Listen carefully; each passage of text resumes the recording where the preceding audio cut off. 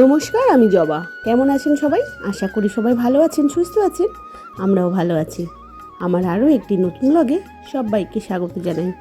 আর এই যে এতক্ষণ আমি দোকানে ছিলাম, তো সকালের সমস্ত কাজ করে নিয়েছি, করে দোকানে ছিলাম। তো সকালের সমস্ত আমাদের টিফিন হয়ে গেছে, তারপরে চলে এলাম রান্নাঘরে। তো এদিকে আলু ভাজা কড়াইতে বসিয়ে দিয়েছি, আর কিছু বাসন ছিল সেটাকেও ধুয়ে নিচ্ছি। তো এবার আলুটাকে লাল লাল করে ভেজে নেব। আর আপনাদের দাদাভাই সে নিয়ে এসে মাংস, এবার মাংসটাকে ভালোভাবে ধুয়ে নেব। আর এদিকে মাছের মাথাও এনেছে, সেটাকেও ভালোভাবে ধুয়ে রেখে দিতে হবে ফ্রিজে। তো বলেছিলাম যে মাছের মাথাটা কি রান্না করব, তো আপনাদের দাদাভাই বললো সেটা রেখে দিতে, কালকে রান্না করতে। যাই হোক, আমি ওটাকে ভালোভাবে ধুয়ে নেব, ধুয়ে রেখে দেবো। তো আপাতত মাংসটা ভালোভাবে ধুয়ে নিই। মাংসটাকে ধুয়ে জলটাকে আবার ঝরিয়ে রাখতে হবে। তো এদিকে দেখেন মাংসটা ভালোভাবে ধোয়া হয়ে গেছে আমার। আর এদিকে কিন্তু আমি আলু ভাজাটা বসিয়ে দিয়েছি। আর এদিকে আমার পেঁয়াজ, আদা, রসুন সব কিছু আমার কাটাকাটি হয়ে গেছে। তো এদিকে মাছের মাথাটা এনেছে, সেটাও আমি ধুয়ে এখন ফ্রিজে রেখে দেবো। তো যেহেতু অনেকগুলো মাথা, অনেকটাই দেরি হবে, একে একে সেই কানকোগুলো সব ফেলে দিতে হবে। আর ফেলে ভালোভাবে ধুয়ে নিতে হবে মাছগুলোকে। তো যাই হোক, এদিকে আমি মাংসের যে মশলাগুলো সবই জোগাড় করে নিয়েছি। তো রান্না করতে কোনো অসুবিধা হবে না। এদিকে আমি রান্না করতে করতে সমস্ত কাজ করে নিতে পারবো রান্নাঘরে। তো যেহেতু আমার রান্নাঘরে আলাদা করে কাজ করতে হয় না, কারণ হচ্ছে আমাকে দোকানে থাকতে হয়, এর জন্য রান্না করতে করতেই আমি রান্নাঘরে সমস্ত কাজ করে নিই। তো এদিকে দেখেন আলু ভাজাটা কিন্তু হচ্ছে, সেটা হতে হতে আমি এই মাছ ধুয়ে নেব। আর যে বাসনগুলো ছিল সেগুলো কিন্তু ধুয়ে নিয়েছি। তো যাই হোক বন্ধুরা, আমার ভিডিও আপনাদের কেমন লাগে অবশ্যই একটা কমেন্ট করে জানাবেন, আর ভালো লাগলে একটা লাইক দেবেন। তো এই যে আলু ভাজাটা আমি নামিয়ে নিলাম, আর মাছটা আমার ফ্রিজে রাখা হয়ে গেছে। তো এবার তেলের মধ্যে আমি এলাচ, লবঙ্গ, তেজপাতা, জিরা ফোড়ন দিয়ে পেঁয়াজটা দিয়ে দিলাম। আর এদিকে সকালবেলা রান্না করেছিলাম আলু সিদ্ধ আর হচ্ছে বেগুন ভাজা, সেটাই রয়ে গেছে, আর কিছুই রান্না করব না। তো এটাই ভালোভাবে রান্না করে নিয়েছি। তো দেখেন কি সুন্দর কালার হয়েছে, তো দেখেই তো আমার মেয়েদের মন ভরে গেছে। তো যাই হোক, ওরা এখন খেয়ে নেবে। আর আমি এদিকে আলু সিদ্ধ করে নিয়েছি, সেটাকে কষিয়ে নেব।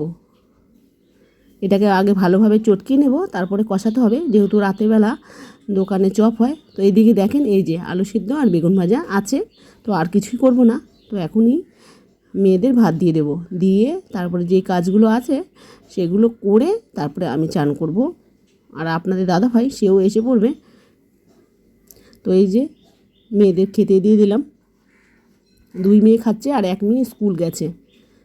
তো আপনাদের দাদাভাই সে আসলে তাকেও খেতে দিয়ে দেবো, তারপরে আমি পরে চান করব। যেহেতু আজকে ছোটো মেয়ে নেই, একেবারে পুজো দিয়ে তারপরেই ভাত খাবো।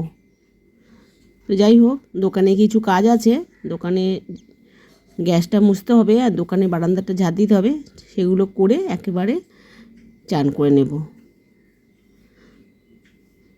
তো চান করে খেয়ে দিয়ে একেবারে রাতে এসেছি, আর এখন বাজে 9:30। তো এর আগে কোনো ভিডিও করার সুযোগই হয়নি, আর আপনাদের সাথে শেয়ার করতে পারিনি।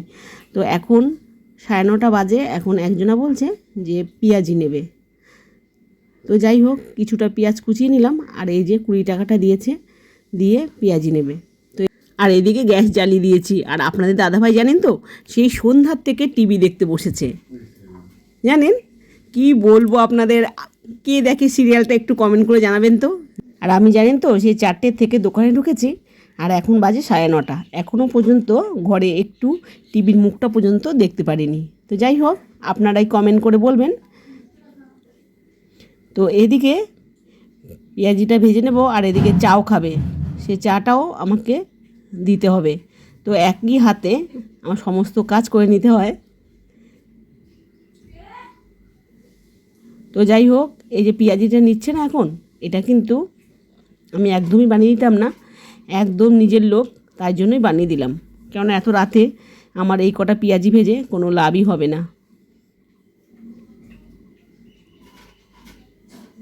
তো আপনাদের একদিন আমি ভাবি যে শেয়ার করব সন্ধ্যের থেকে আমি কি করি, কিন্তু সেটাই হয় না, কেননা খুবই অসুবিধা হয়ে যায়। এই চাপের মধ্যে কিছুতেই ভিডিও করা যায় না। তো ভাবলাম যে না, আজকে কোনো ভিডিও করা হয়নি, তো একটু আপনাদের সাথে শেয়ার করে দিলাম। তো এরপরে ঘরে যাব, ঘরে গিয়ে খাওয়া দাওয়া করব, সবাইকে খেতে দেব। তো এদিকে দেখেন আমি পেঁয়াজিগুলো আর চপটা সব ভরে দেব। আর এদিকে কিছুটা চা আছে, সেটাও কিন্তু খেয়ে নেব। এখন মগটা মেজে নিতে হবে। মগটা হচ্ছে ভিজিয়ে রাখবো, সকালবেলা মেজে দিতে হবে। তো যাই হোক, এদিকে দেওয়া হয়ে গেল। আর এদিকে যেটুকু চা আছে সেটুকু ছেঁকে নিয়ে মগটাকে ফাঁকা করে দেব, দিয়ে ভিজিয়ে রাখবো। তো সকালবেলা আবার চা হবে ঘুমের থেকে উঠে। তো বন্ধুরা, কেমন লাগলো আমার ভিডিওটা অবশ্যই একটা কমেন্ট করে জানাবেন। ভালো লাগলে একটা লাইক দেবেন। আর যারা অলরেডি করে ফেলেছেন তাদের অসংখ্য ধন্যবাদ। টাটা বন্ধুরা।